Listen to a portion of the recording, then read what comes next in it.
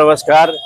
આજે સમગ્ર ગુજરાતમાં સમગ્ર ભારતમાં અને આજે વલસાડ જિલ્લામાં પણ ભારતીય જનતા પાર્ટીના માધ્યમથી આજે આપણા દેશના બંધારણના ઘડવૈયા જેમણે બંધારણ આપણને આપ્યું છે એવા બાબા સાહેબ આંબેડકરની 135મી જન્મજયંતિ નિમિત્તે આજે અમે એમને પુષ્પાંજલિ કહીને એમને ચરણમાં વંદન કરીએ છીએ।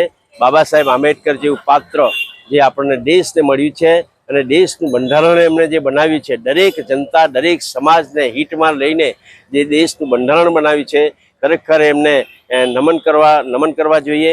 આપણા દેશના વડાપ્રધાન આદરણીય નરેન્દ્રભાઈ મોદી સાહેબ પણ બંધારણના પૂંજારી છે અને બંધારણ માટે બધા સરકાર નીતિ નિયમનું એમને પાલન કરે છે। તો આપણે આજે બાબા સાહેબ આંબેડકરની જન્મજયંતિ નિમિત્તે એમના ચરણમાં વંદન કરીને આજે સંકલ્પ કરીએ, બાબા સાહેબે જે બંધારણના માધ્યમથી અને રાષ્ટ્ર નેતાના માધ્યમથી જે આપણને આદેશ અને માર્ગદર્શન અને જે